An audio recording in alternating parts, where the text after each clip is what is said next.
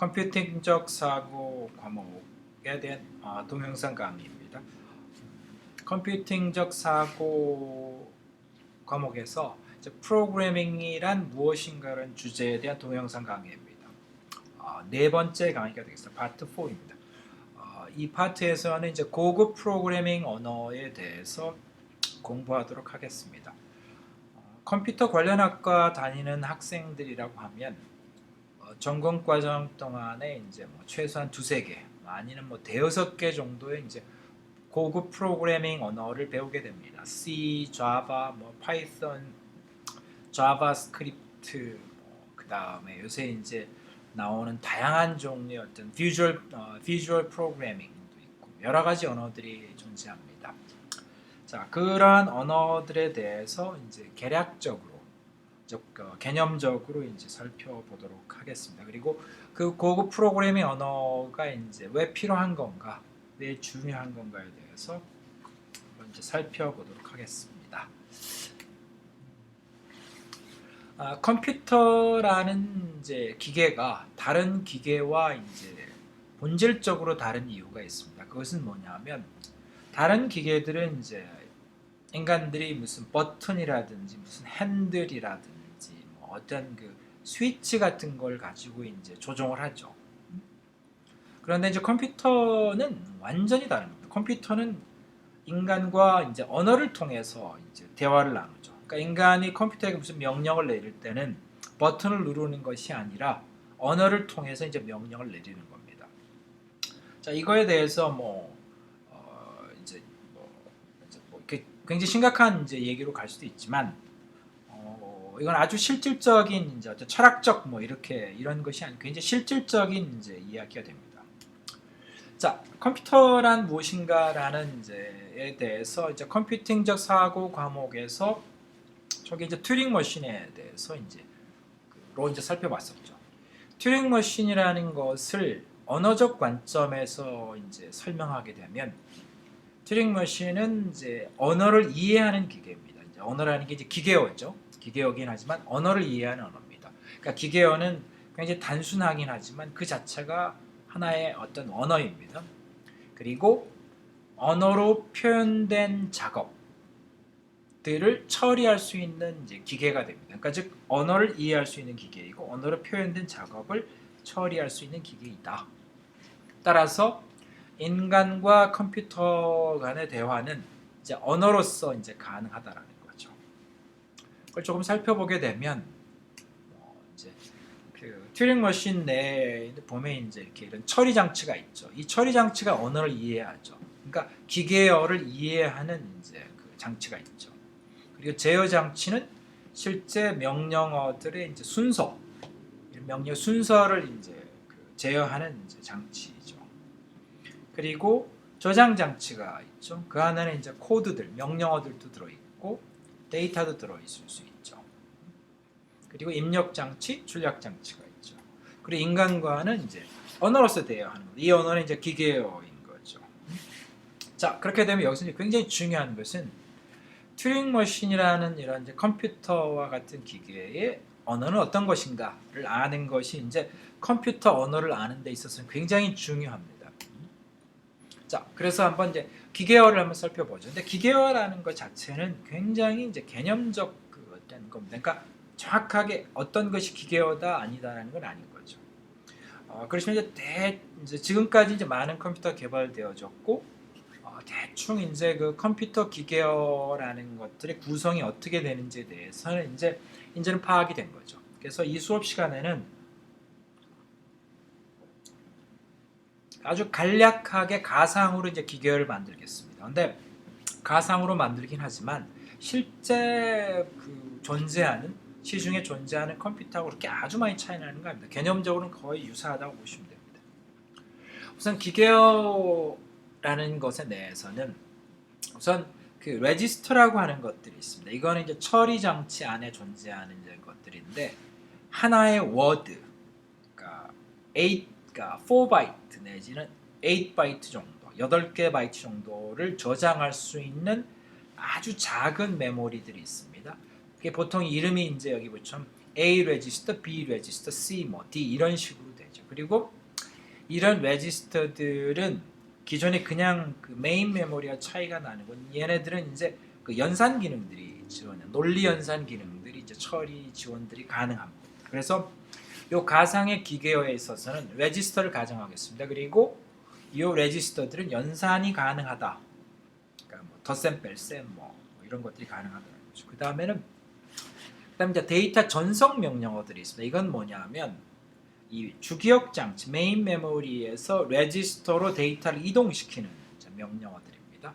그러니까 레지스터의 메인 메모리에서 레지스터로 데이터를 갖고 오거나 아니면 레지스터에서 메인 메모리를 갖고 오는 거죠. 자, 첫 번째 명령어를 보게 되면 load A, 이건 A 레지스터죠. 그 다음에 at B, 이거는 이제 B라는 게 레지스터죠. 그 B 안에 메인 메모리 주소가 있는 거죠. 여기에 뭐 B 안에 내용이 뭐 1000, 이 값이 만약에 B에 저장돼 있었다고 하면 A에는 1000이라는 메모리 주소에 저장되어 있는 데이터를 A로 이제 복사하는 거죠. 그 다음에 이런 명령어도 가능합니다. A 레지스터하고 이제 이건 실제 어떤 숫자를 여기다 적는 거죠. 그러면 이 숫자가 A 레지스터에 저장이 되는 겁니다. 그 다음에 store란 명령은 이제 반대 방향이죠. A 레지스터에 있는 내용을 B 레지스터에 주소가 있는데 그 주소로 이제 데이터를 복사하는 거죠. 이게 이제 데이터 전송입니다. 그러니까 전송이라는 것은 주기억 장치 메인 메모리에서 레지스터로, 그다음에 레지스터에서 메인 메모리로 이렇게 이동을 시키는 거죠. 이 이동시키는 이제 본질적 이유는 아까 얘기했던 것처럼 레지스터 내에서는 어떤 연산 처리가 가능한 겁니다. 자, 그래서 이제 연산 처리를 보면 이제 이런 것들이 가능하다는 거죠. add 있죠. 그다음에 여기서 보면 A 레지스터 값과 그다음에 어떤 주소에 있는 그것을 이렇게 더할 수 있는 거죠. add 할 수도 있습니다. 이건 어떻게 했냐면 A 레지스터에 있는 데이터와 요 address라고 되어 있는 곳에 저장되어 있는 데이터를 더해서 A에 저장하는 이런 거죠. 마이너스는 이제 뭐 마이너스 하는 거고요. 그 다음에 이거는 실제 A하고 어떤 숫자를 적게 되면 그 숫자 값을 A에서 이렇게 빼는 거죠. 이렇게. 그 다음에 increment라는 걸 쓰게 되면 그냥 A 레지스터의 값을 그냥 하나만 증가시키는 겁니다. 그리고 이제 비교하는 명령어도 있을 수 있죠. A가 자면 어떤 특정 주소에 저장된 데이터 값보다 크거나 같으면, 그렇죠? A의 레지스터에 저장되어 있는 값이 있고 어떤 어드레스에 어떤 주기억 장치 어드레스 주소에 저장되어 있는 데이터 값 비교해서 A가 크면 true가 되는 겁니다. 그 다음에 LT는 이제 less than equal이죠. 그러니까 즉 A가 그 주기억 장치에 저장된 값보다 작거나 같으면 true가 되는 겁니다. 이건 이제 비교 연산처가 있는 거죠. 그 다음에 제어 명령. 제어 명령 굉장히 단순. 그러니까 점프 명령이죠. 이건 뭐냐면 점프하고 어드레스가 나오게 되면 무조건적으로 이 어드레스에 저장되어 있는 메모리로 이동하는 거죠. 이렇게. 그러니까 이 어드레스에 그 명령어가 저장되어 있는 겁니다. 그래서 그 명령어로 이동하는 겁니다. 그러니까 순서가 바뀐다라는 거죠. C 점프는 이제 컨디셔널 점프라고 그래서 이전 논리 연산이 true이면 이 주소로 이동하겠다라는 거죠. 이런 식으로 쓰는 겁니다. 그러니까 즉 여기 보면 GT, LT가 있었죠. Greater than equal 내지는 less than equal 했을 때 이게 true가 되면 요 비교 연산 명령어 바로 뒤에 C 점프가 있게 되면 이게 true가 되면 이게 실행된다는 얘기예요. true가 아니면 이 명령이 실행이 안 되는 겁니다. 뒤에 예제가 나오게 됩니다. 자, 그래서 우리가 앞에서 이제 우리가 봤던 그 맥스 계산, 그러니까 즉 알고리즘 이제 강의할 때 했던 맥스 계산에 대한 그 알고리즘을 이제 기계어 갖고 한번 코딩을 한번 이제 실체해 보는 걸 하죠. 주기억 장치는 이제 이렇게 생겼습니다. 이렇게 0101에서 이진법으로 되어 있는데 이렇게 표현하면 너무 이제 복잡하니까 이걸 우리는 그냥 십진법으로 이제 대충 이제 간편화시켜서 보도록 하죠. 그러니까 주기억 장치 이런 숫자가 있다고 한번 가정을 해보죠. 메인 메모리 그리고 요 각각의 이제 주소, 주기억 장치 주소를 이렇게 이제 가정을 하고요. 그 다음에는 이제 이렇게 이게 이제 프로그램인데 이건 데이터고 이건 이제 프로그램이죠. 그러니까 메모리 안에 저장되어 있는 거고 마찬가지로 요 명령어들이 저장된 것도 주소가 이렇게 있는 거죠. 그래서 맨 첫 번째 500번째에 있는 건 load b, a죠. 그래서 b에다가 a를 이렇게 이제 assign하는 이제 명령어가 있는 거죠. 그다음에 요거는 load c, 102 하게 되면 이제 여기 102를 여기 저장하고 이런 것들이 되는 거죠. 근데 그 중에 여기 보면 이제 C 점프 같은 게 있죠. C 점프는 요 앞에 GTO 요 GTB, at 100인데 요 명령이 성공하면 true가 되면 요 명령이 실행되는 거죠. 그래서 요 504번지에 있는 504번지에 그러니까 주소에 있는 명령어가 성공하면 true가 되면 요 명령어가 실행이 되고 그러면 513으로 이제 이렇게 제어가 이동된다라는 거죠. 이렇게. 또 다른 것도 하나 있죠. 여기 보면 요 명령이 실행되는 시점에 그 직전 명령어가 이거거든요. 그러니까 요게 true가 되면 이 명령이 실행이 되는 거예요. 그래서 511로 이동하는 거죠. 그러니까 요거는 요 store 명령을 이렇게 뛰어넘어 버리는 거죠. 이렇게 스킵해 버리는 겁니다. 그래서 이렇게 이제 진행. 그래서 보통 이제 이 명령 자체는 앞에 게 false가 되면 무시가 되는 겁니다. 이건 없는 것처럼 똑같아지는 거죠. 자, 그러면 맥스 계산이라는 것에 대해서 한번 어떻게 되냐 하면 요거를 코딩을 맞춰 보면 이렇게 됩니다. 그러니까 i가 인덱스 베리어블 i를 1로 하고 max라는 베리어블에다가 첫 번째 엘리멘트를 이렇게 저장하는 이런 식으로 코딩 되는 게 이제 이런 거죠. 요 4개의 명령으로 요게 이제 구현이 되는 겁니다. 그 다음에 요 비교해서 이제 디시전을 내리는 것은 요 2개의 명령으로 이제 되는 거죠. 그리고 요 if then 요거는 요렇게 이제 5개 명령으로 이렇게 만들어질 수 있습니다. 요 각각을 한번 살펴보도록 하죠. 자, 우선 첫 번째 이제 맥스에 아까 있는 이제 그 기계어 프로그램인데 그 기계어 프로그램을 한번 실행되는 과정을 보죠.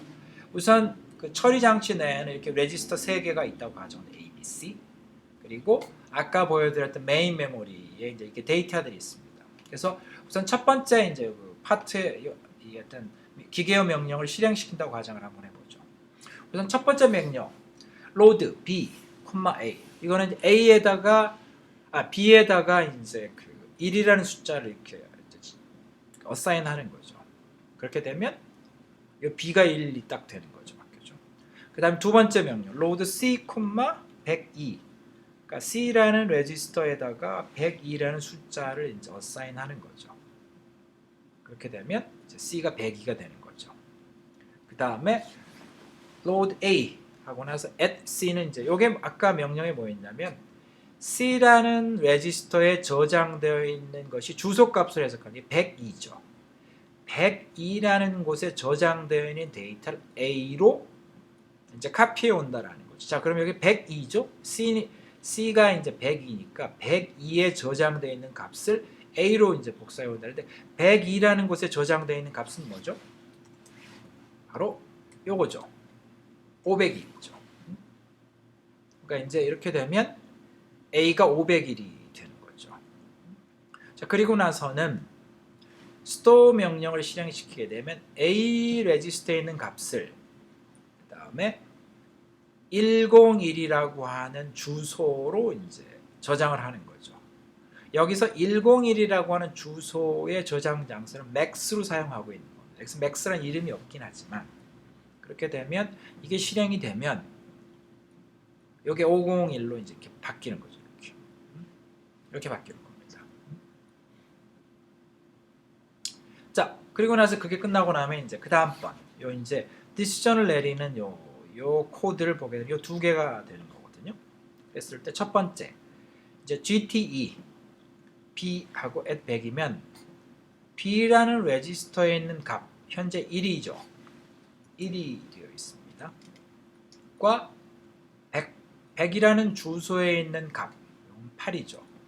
요걸 비교해서 B의 값이 8보다 요 100번째 있는 것보다 크거나 같으면 GT니까 그럼 true가 되죠. 그렇게 되면 그 두 개죠. 그렇게 되면 요 명령을 실행시켜야 되는데 여기서는 이제 true가 아니죠. B가 1이고 100번째가 8이니까 이게 이제 false죠. 그렇게 되면 요 명령은 실행이 안 되는 거죠. true가 되면 513번지로 가는데 513번지에 저 있는 명령으로 하는데 이건 아니죠. 그러니까 이제 이렇게 되면 이게 실행이 안 되고 이제 그대로 다음번으로 이제 그냥 순차적으로 이어지게 되죠. 그리고 이게 이제 나오게 되죠. 그럼 우선 이제 C가 1이 증가되죠. 잉크 되면 그래서 이렇게 돼서 이게 이렇게 백상으로 바뀌는 거죠. 그 다음에 이제 load A. A는 이제 아까는 첫 번째 게 저장돼 있어요. 102번째. 요거는 이제 C가 103이 됐죠. 그러니까 요게 C가 103이 되어 있는 겁니다. 그래서 거기 값을 읽어보니까 103은 요거죠. 1001이죠. 그렇죠? 그 값이 이제 A로 이제 이 카피가 되는 거죠. 그리고 나서 A 값과 101은 이제 max죠. max라는 값을 이제 비교를 하는 거죠. 그래서 A가 101번째 저장된 값보다 작거나 같으면 그럼 true가 되는 거죠. 근데 여기선 A가 더 크죠. 그러니까 이건 false가 되는 겁니다. 그렇게 되면 다음번 명령 C 점프, 컨디셔널 점프 왔을 때 앞에 것이 false니까 실행이 안 되죠. 그러면 그 다음번에 이제 store로 가는 거죠. 그렇게 되면 뭐냐면 A에 있는 값을 101번째 max라는 요 값을 저장해 놓은 메모리 위치로 카피가 일어나는 거죠. 이렇게 두 개가. 자, 이런 식으로 이제 진행이 되는 겁니다. 그래서 이게 이제 기계어 명령어 프로그램입니다. 그래서 자, 우리가 이제 알 수 있는 것은 여기서 굉장히 중요한 것은 기계어라고 하는 언어는 굉장히 단순한 겁니다. 굉장히 단순하고 그리고 실제 명령어도 진짜 몇 개 안 되는 거죠. 언어로 치면 아주 원시적인 언어인데 방금 전에 이제 우리가 이제 코딩을 봤던 것처럼 실제 우리 삶 속에서 맥스니 뭐 그다음에 뭐 비교하니 뭐 책 서칭 같은 것들 코딩을 짜 보면 또 생각했던 것만큼 이게 원시적이지 않습니다. 굉장히 다양한 프로그램을 굉장히 효과적으로 짤 수 있는 구조를 갖고 있습니다. 그래서 자, 언어가 갖는 의미라는 것에 대해서 우리는 한번 질문할 수 있습니다. 그러니까 과연 기계 언어 내지는 뭐 그거를 이제 좀 고급화시킨 고급 프로그래밍 언어라는 것 자체가 어마어마하게 대단한 것인가라는 거에 대해서 우리는 질문을 이제 하게 되는 겁니다. 그래서 생각했던 것보다 프로그래밍 언어는 굉장히 단순한 겁니다. 자, 그러면 자, 이걸 보게 되면 어떻게 되냐면 이제 사람이 있고 컴퓨터가 있죠. 그러면 이제 언어로서 대화를 하는 거죠. 그랬을 때 사람들은 이제 기본적으로는 이제 자연 언어적 사고를 하죠. 근데 컴퓨터는 방금 전에 나왔던 이제 그런 방식으로 사고를 하는 겁니다. 그러니까 왼쪽에 존재하는 요것이 컴퓨터가 생각하는 사고 방식입니다. 방금 전에 이 식대로 실행을 하는 겁니다. 이 식대로 작업을 처리하는 거죠. 그러니까 기계어를 이해한다라는 것은 왜 중요하냐면 컴퓨터가 그렇게 생각하는 겁니다. 그렇게 판단하는 거고 그렇게 계산을 하는 거죠. 그러니까 아주 단순한 몇백 개의 명령어를 가지고 그 복잡다단한 일을 하는 거죠. 근데 인간은 거기에 비해서는 훨씬 더 이제 다양한 언어와 다양한 단어를 사용해서 이제 작업을 하죠. 그랬을 때 이제 우리가 이 부분을 이제 어떻게 볼 것인가라고 했을 때 일단 기계어가 이제 우리에게 주는 문제점이라는 것은 이제 너무나 단순하죠. 그리고 너무나 제한되어 있습니다. 인간들한테는. 그리고 인간 사용이 너무 어렵죠. 사실 어렵다는 단어에 대해서 우리가 해석이 좀 필요한데 어렵다라는 건 뭐냐면 우리 인간들이 생각하는 굉장히 이제 어떤 개념적이고 추상적인 걸 표현하기에는 얘가 너무나 단순하죠. 어렵다는 게 복잡하다는 것이 아니고 우리 인간의 생각을 내지 우리 인간의 작업 처리를 기계어로 표현을 해야 되는데 컴퓨팅적 사고를 하려면 프로그램 하려면 근데 그게 너무 단순하다 보니까 굉장히 많은 명령어를 이제 반복적으로 사용해야 되기 때문에 어렵다라는 거죠. 자, 이런 이유 때문에 이제 결국은 고급 프로그래밍 언어가 나오게 됐습니다. 그래서 자, 인간 사회에서도 사실은 이제 언어의 문제가 이제 발생을 하죠. 예를 들자면 우리 박근혜 대통령이 이제 해외 순방을 많이 다니시죠. 그러면 이제 각 다른 나라의 이제 대통령들이나 총리들을 만나죠. 그러면 이제 만나러 가게 되면 서로 이제 대화를 나눠야 되죠. 그러면 이제 아마 박근혜 대통령은 한국어로 말을 이제 하시겠죠. 그럼 이제 인사를 하겠죠. 처음에 안녕하세요, 만나서 반갑습니다, 그러겠죠. 그럼 이제 영어로는 How do you do, Nice to meet you, 뭐 이런 거 하겠죠. 우리 뭐 영어 처음에 배우면 이제 배우는 것들이 나오지만 그랬는데 이제 요게 이제 대화가 어떻게 되냐면 중간에 이제 통역사들이 동시 통역사들이 이제 딱 붙어 있죠. 그래서 나오는 말을 곧바로 그 자리에서 이제 통역을 하죠. 요게 인간 사회에도 일어납니다. 그러니까 인간 사회라는 게 영어라는 언어 사용하는 사람들이 있고 한국어, 일본어, 중국어, 스페인어, 뭐 그다음에 각국의 뭐 인도, 힌두어 뭐 이런 것들이죠. 뭐 힌두라는 인도 나라만 해도 뭐 거긴 언어가 뭐 수십 개 뭐 더 된다고 하니까 수많은 언어들을 사용하고 있죠. 그랬을 때 이제 대화의 문제는 존재하죠. 그래서 이제 이게 이 비유를 드는 이유가 뭐냐면 아까 얘기했던 것처럼 이제 컴퓨터하고 인간은 방금 이제 여기서 얘기하는 것처럼 완전히 다른 언어를 사용하고 있는 겁니다. 그러다 보니까 인간의 언어를 직접 컴퓨터가 이해할 수도 없고 그 다음에 인간이 컴퓨터 언어를 배워서 사용하기에는 컴퓨터 언어가 너무나 이 원시적이고 이제 쓰기 불편하죠. 그래서 이제 나온 게 그 통역사를 이제 만들어낸 거죠. 컴퓨터하고 인간 사이에. 그래서 나온 게 뭐냐면 오른쪽에 인간은 이제 자연 언어를 사용하죠. 근데 이게 이제 프로그래밍 언어로 이제 바뀌지만 이런 게 있고 오른쪽에 이제 기계어가 있죠. 이거는 이제 기계어를 써서 이게 작업을 하죠. 그러니까 컴퓨터는 이런 언어만 이해하는 겁니다. 그러니까 왼쪽에 있는 거. 그랬을 때 보통 우리가 이제 컴파일러라고 하죠. 이게 뭐냐면 오른편에서 존재하는 이제 프로그래밍 언어로 만들어진 것들. 여기가 C라든지 Java, 뭐 내지는 이렇게 Visual Basic, 뭐 이렇게 JavaScript 이런 것들이 그게 이제 왼편에 있는 걸로 이렇게 이제 번역이 통역이 되는 거죠. 그 다음에는 사실 이제 궁극적으로 미래에 가면 자동 프로그램이라는 얘기가 나오는 것처럼 합니다. 그래서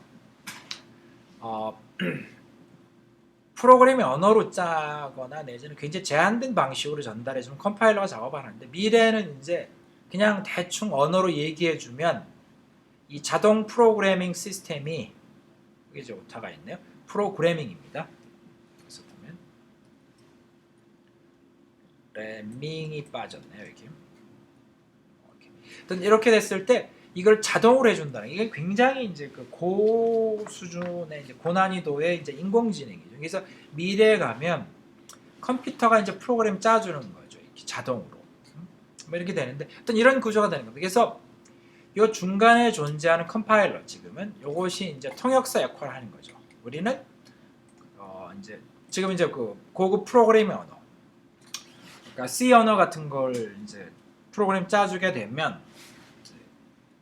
왼편에 요걸로 이제 바꾸는 거죠. 요게 이제 이런 프로그램들이 존재하는 그게 컴파일러가 됩니다. 그래서 이런 이제 프로그래밍 언어는 컴퓨터 이제 사이언스가 시작되면서부터 만들기 시작을 했죠. 그래서 지금 굉장히 많은 언어들이 이제 존재합니다. 그랬을 때 그 많은 언어들이 존재하게 된 이유가 뭐냐면 자, 인간의 지적 작업이라는 것이 이제 워낙 다양하죠. 그러니까 수학 계산 쪽도 있고 뭐 예술 쪽도 있고 무슨 뭐 기타 온갖 게 있습니다. 그러다 보니까 이제 그런 것들을 논리적으로 기술할 수 있도록 이제 설계했는데 그걸 인공적으로 만든 거죠. 그러니까 고급 프로그래밍 언어는 이제 인간의 지적 작업이라는 것을 논리적으로 기술할 수 있게 만들어 놓은 이제 인공적 언어인 거죠. 인간들이 만든 언어죠.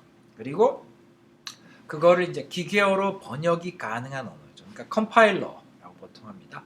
그리고 인터프리터라는 것도 있는데 여기서 그건 설명하지 않겠습니다. 보통 컴파일러는 프로그램이 고급 프로그래밍 언어로 짜준 프로그램을 이제 번역을 해주는 거죠. 그러니까 통역사가 존재하는 거죠. 근데 이제 지적 작업이 워낙 다양하다 보니까 지금 이제 그 지적 작업의 종류에 따라 더 적합한 이제 고급 프로그래밍 언어가 이제 굉장히 다양하게 만들어져 있죠. 그래서 여기 보면 이제 프로그래머가 있다. 이제 고급 프로그래밍 언어를 가지고 프로그램을 만들죠. 그러면 왼쪽에 이제 컴퓨터가 있으면 여기 이제 기계어를 사용하는 언어인데 이걸 이제 기계어 프로그램을 이렇게 바꿔주는 거죠. 이 중간 과정이 이제 컴파일이라는 거죠. 그럼 굉장히 단순한 개념이죠. 자, 그랬을 때 이제 고급 프로그래밍 언어라는 것들이 뭐가 있냐면 여러 가지 유형이 있습니다. 그래서 절차적 프로그래밍 언어에서 C, 파스칼, 코볼, 포트란. 그다음에 이제 객체 지향 프로그래밍 언어에서 C++, 자바 뭐 이런 것들이 있죠. 논리 프로그래밍 언어라는 것도 있습니다. 이렇게 수리 논리 같은 식으로 짜는데 굉장히 이제 흥미롭고 굉장히 창의적인 언어였죠. 프롤로그 같은 것들이 있고요. 그다음에 이제 수학 함수처럼 만들어 놓은 이제 프로그래밍 언어도 있습니다. 해스켈이라고 하는 것도 있고 기타 여러 가지가 많죠. 이게 대표적인 것만 이제 적어 놓은 거죠. 이런 유형들이 있고 아마 여러분들이 이제 목적과 내지는 업무, 그러니까 지적 작업의 종류에 따라서 뭐 이제 다양한 걸 선택해서 사용할 수가 있죠. 자, 그랬을 때 이제 이번 수업 시간에는 이제 고급 프로그래밍 언어에 대한 이제 세부 사항은 강의하지 않겠습니다. 이거는 이제 앞으로 이제 전공 과정 동안에 이제 원 없이 이제 공부를 하게 될 것이고요. 프로그램 언어가 온갖 종류가 있긴 하지만 여기서 굉장히 중요한 얘기입니다. 기본적인 뭐냐면 지금까지 앞에서 배웠던 자료 구조를 다루는 명령어들. 그러니까 이제 프로그램 언어이기 때문에 다 명령어들입니다. 그 다음에 알고리즘을 다루는 명령어들 두 가지로 이제 크게 구성되어집니다. 그래서 자료 구조를 정의하게 한 명령어들이라고 하는 건 여러 가지가 있을 수 있는데 C 같은 경우에 이렇게 변수 선언하는 것도 있을 수 있고 자바나 C++ 같은 경우에 이제 클래스 같이 이렇게 오브젝트를 오브젝트를 위한 클래스를 만드는 이런 명령어들이 있을 수 있고요. 그 다음에 알고리즘을 기술하게 한 명령어는 연산 처리 명령어들입니다. 뭐 던스템 뺄셈 뭐 아니면 뭐 비교하는 거 뭐 이렇게 이런 사실은 뭐 기계어보다 다양한 게 있긴 하지만 사실은 엄격히 따져보면 기계어에서 사용하는 거 크게 아주 차이 나는 것들은 아닙니다. 그다음 제어 명령어들이 있죠. 그러니까 기계어에는 그냥 점프만 있었는데 이 고급 프로그래밍 언어에서는 이제 for, while, if, then, switch 이런 것들이 많이 있죠. 그리고 함수들을 만드는 것들이 있습니다. 그러니까 수학 이제 함수처럼 만들어서 그걸 하나의 이제 펑션으로 만들어서 이제 불러다 사용할 수 있게 하는 것들이 있을 수 있죠. 자, 이게 이제 고급 프로그래밍 언어가 이렇게 구성되어 있습니다. 그래서 여러분들이 고급 프로그래밍 언어를 배운다라고 하게 되면 이 관점에서 이제 공부를 해야 되는 겁니다. 그러니까 즉 어떤 프로그램이든지 간에 자료 구조를 처리하기 위한 명령어들. 그 다음에 그 세부적인 이제 알고리즘을 이제 다루기 위한 명령어들로 이제 구성되어진다. 그래서 그러니까 어떤 언어를 배운다라고 하게 되면 정확하게 이런 게 있다라는 걸 알고 그것들을 그냥 찾아서 보시면 됩니다. 그러니까 겉으로 드러난 신텍스, 보통 문법이라고 하는 것들은 엄청나게 차이가 있어 보이긴 하지만 실제 프로그래밍 언어들은 그러니까 굉장히 비슷한 겁니다. 그러니까 물론 이제 객체 지향 언어와 절차적 언어들 그래 이제 큰 차이는 있죠. 이제 클래스라든지 되지만 사실은 이제 아주 기본으로 가보게 되면 프로그래밍 언어들은 이제 본질적 그 근본 이론은 이제 굉장히 유사하다고 보시면 돼요. 그래서 그 겉에 드러난 신텍스나 이런 것들에 이제 너무 이렇게 연연하거나 그거에 대해서 너무 신경 쓸 필요는 없는 겁니다. 기본 이론들을 이해하게 되면 언어들은 비슷비슷한 겁니다. 그래서 하나의 언어를 잘한다. 그럼 다른 프로그래밍 언어도 뭐 사실은 잘하게 되는, 쉽게 배울 수 있게 되는 거죠. 자, 프로그래밍 언어 배우기에 대해서 이제 얘기하면 많은 이제 그 컴퓨터 전공자들이 프로그래밍 언어를 배우는 걸 굉장히 힘들어합니다. 그래서 뭐 굉장히 괴로워하긴 하는데, 그래서 이제 자신이 이제 그 컴퓨터라는 것을 전공한 것이 맞는지를 의심하고 뭐 회의를 갖는 친구들도 많이 있는데, 학생들도 이제 그러지 않기를 바랍니다. 자, 우리가 이제 프로그래밍 언어 배우는 것은 사실은 외국어 배우는 것과 굉장히 유사합니다.